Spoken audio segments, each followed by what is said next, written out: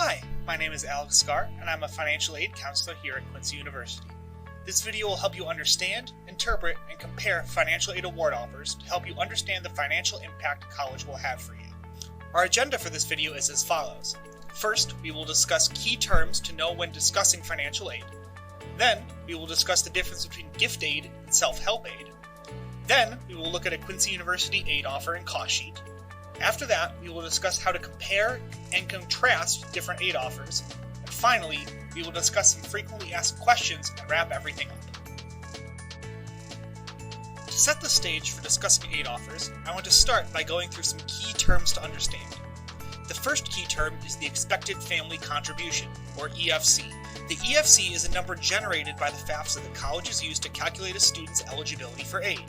This is not the amount of money you will have to pay to attend college. And while income is a large portion of the EFC formula, there are a number of factors that come into play to determine a student's EFC. The aid offer, which is formerly known as the award letter, is a notification from a college of the aid a student is eligible for at that particular college. Aid eligibility can differ from college to college, and there is not yet a standard layout for an aid offer, so the look can differ drastically from school to school. There are two main categories of financial aid: gift aid and self-help aid. Gift aid is free money that is given to a student to help them to pay for college. This aid does not have to be paid back. The main examples of gift aids would be scholarships and grants. Self-help aid requires that the student either work for the aid or pay it back after graduation. The main examples of self-help aid are work study and student loans. There are different sources that financial aid comes from. These include institutional aid, which is aid directly from your college or university, state aid, which in Illinois primarily consists of the Illinois MAP grant, though there are other state aid programs that a student can qualify for, and federal aid, which at Quincy University consists mainly of the federal Pell Grant, the federal Supplemental Education Opportunity Grant, and federal student loans. Finally, there are two categories of charges: direct and indirect. Direct charges are billed by the college that a student attends directly, and you pay those charges to the school. Examples include tuition, fees, and on-campus room and board. Indirect charges are costs associated with higher education that you don't pay directly to your college. These can include books if you buy them outside of your school, transportation, and off-campus room and board. As stated earlier, gift aid is free money that a student does not have to pay back to help them attend college. At QU, we offer a number of institutional scholarships that are awarded to students based on a number of criteria. Our academic scholarship matrix can be found on our website. We award academic scholarships based on your GPA and ACT/SAT scores for freshman students, or your GPA and transfer hours for transfer students. We also will be updating our academic scholarships to include our test optional admission, which will use your GPA and amount of core hours completed to determine your academic scholarship. We also offer athletic scholarships for those students who participate in sports at QU. For on-campus students, we offer a QU room grant, which helps offset the cost of living on campus, as well as our Success by Design scholarship, which are awarded to non-athlete students who choose to live on campus as an add-on to their academic scholarship. The federal Pell Grant is the main federal grant awarded to students. Your Pell Grant can be applied towards tuition, fees, room, or board, and the maximum Pell Grant award for the 2021 school year is $6,345. Federal Supplemental Education Opportunity Grant, or FSEOG, is an additional grant from the federal government. The Department of Education gives a lump sum of money to colleges and allows them to set their own awarding policies on how to manage those funds. Finally, there's the Illinois MAP Grant. The MAP Grant is awarded by the state of Illinois to Illinois students who attend college in the state of Illinois. The MAP Grant must go towards tuition and fees, and the maximum award for the 2021 school year is $5,340. The second category of aid is self-help aid. Within self-help aid, you have work study and loans. To qualify for work study at QU, it is important that you select you are interested in work study on your FAFSA. With federal work study, a student would get a job on campus, and they would receive a paycheck just like any other job. These funds can be used to help with either direct or indirect costs of college.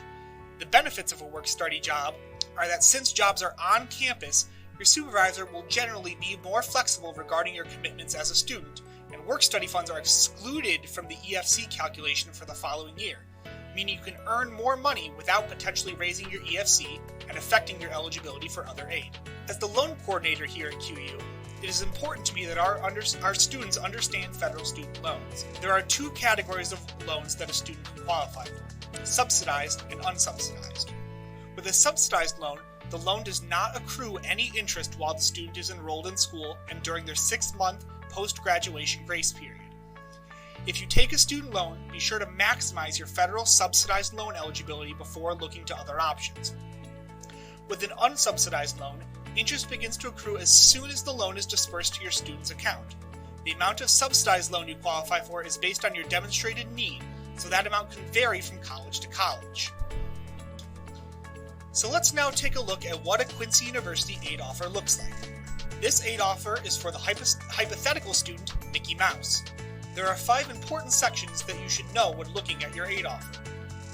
First, there is the writing underneath the title section. This section indicates whether the aid listed below is based on full or part-time enrollment, and whether it is based on living on or off campus. Next is the award section. This section lists all the awards you are currently being offered and breaks them down by semester. Next, there is the revision section. This area is used by a student to indicate changes they wish to make to their aid offer. Most commonly, this is used to revise the amount of student loans a student wishes to take out. At Quincy University, we package all the aid you qualify for up front, including your full loan eligibility. Once you receive your bill and know how much the semester will cost, you can revise the amount of loans you are taking out to help minimize your student loan debt. Below that is the basic terms of your aid offer. This section lists the enrollment requirements for your aid and states that you must sign and return the aid offer to fully accept all the aid offered to you. The final section is the student signature section. As noted before, you must sign your aid offer to accept all of your aid. We recommend that you sign your aid offer before the school year begins to avoid a delay in any of your funds. You can scan, mail, fax, or return the signed aid offer in person. Focusing on the meat of the aid offer, so to speak, let's break down what this hypothetical student has been awarded. We can see that Mickey is being awarded based on full-time enrollment and on-campus residency. This means that Mickey will be living on QU's campus and will be enrolled at least 12 hours per semester. Mickey's aid includes a room grant, a Success by Design scholarship, an academic scholarship, which in his case is the Tom Brown Scholarship, a State of Illinois MAP grant, a federal Pell Grant, a federal supplemental grant, and 2 student loans. All freshman students, that is students who have earned less than 24 credit hours by the beginning of the school year, are limited to $5,500 in federal student loans, with up to $3,500 of their loans being subsidized. Included with all QU aid offers before you receive your bill as a freshman student is the QU cost sheet. This sheet is built to give you an idea of what your out-of-pocket expenses for a semester would be, and breaks that down into installments if you took advantage of our payment plan. The top section of the cost sheet lists all of our aid broken down into categories. We can see that Mickey, for example, is receiving $20,500 in QU scholarships, $12,685 in federal and state grants, and $5,444 in federal student loans. You may have noticed that the amount of loans listed on the cost sheet does not match what is listed on Mickey's aid offer. This is because the government charges an origination fee on each federal student loan of 1.059% of the total loan amount. So while Mickey will borrow $5,500 for the upcoming year, only $5,444 will be credited to his student account. There are also spots for an alternative loan or a Parent Plus loan to be listed on the cost sheet. These are additional loan options available to students to help them with the cost of higher education. Briefly, a Parent Plus loan is a loan that a parent would take out to help their student pay for school. The loan is in the parent's name and is the parent's responsibility to repay. An alternative loan is a private student loan. These loans are available through a number of lenders, and the specific terms will vary by lender. If you want information on lenders that have worked with QU students in the past, you can visit elmselect.com and search for Quincy University. The second part of the cost sheet will list average direct cost for a QU freshman. This is intended as an estimate only, as the actual cost will vary based on your enrollment and where you choose to live on campus. The cost sheet then lists the amount due per academic year and then per semester. At QU, we bill on a semester basis, meaning you will receive one bill for fall and another bill for spring. The last important section lists your semester balance broken down into our payment plan. We offer a few different payment plan options, but the one listed on the cost sheet is our 4-month payment plan option.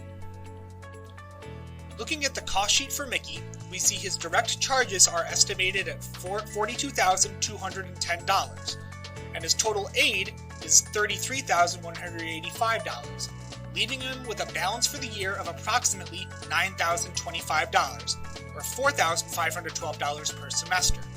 When that is broken down into our 4-month payment plan option, that would equal payments of roughly $1,128 per month. Now, understanding what a QU aid offer looks like, let's talk about how to compare and contrast aid offers from different schools. The key concepts to keep in mind are to compare the types of aid offered and to look at the actual out-of-pocket expense of schools. You should not compare the amount of aid offered by schools to each other, since school cost can vary significantly. Let's compare the cost and aid packages of 4 hypothetical schools to see how this plays out in action. Using Quincy University as a benchmark, we can see that the estimated cost is $44,360, and our student received $33,185 in gift aid, a $2,000 work-study award, and $5,500 in loans. This leaves them with an out-of-pocket expense for the year of $3,675. Looking at our mock 2-year school next, we can see that the cost is significantly lower than QU at $16,120, but the student also received less gift aid, so after their aid, they're left with an out-of-pocket cost of $1,175 per year. So while the 2-year school could seem like a great option when just comparing the cost of attendance, once aid is factored into the equation, the out-of-pocket costs are not much less than that of Quincy University. Next, let's look at an expensive 4-year school.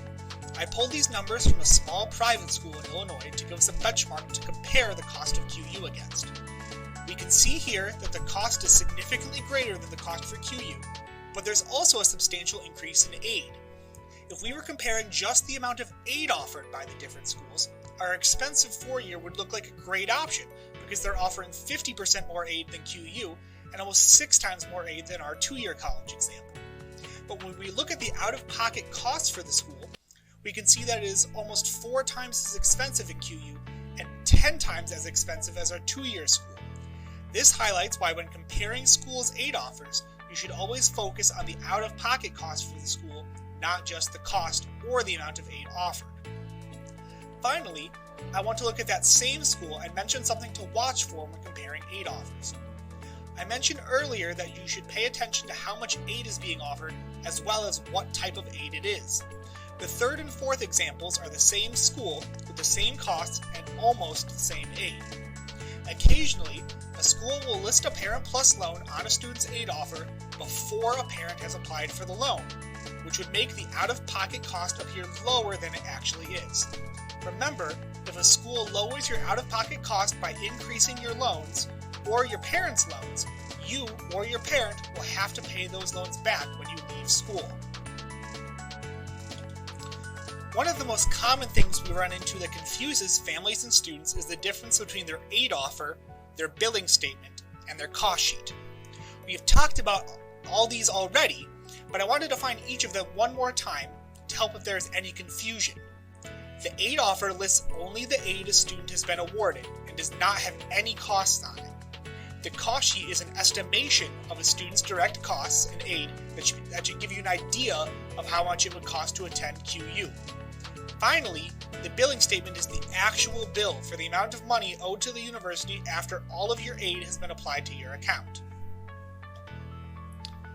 I hope this video helps answer some questions about the Quincy University aid offer and aid offers in general, and has made it easier to understand how to compare and contrast the aid offers you will receive from schools.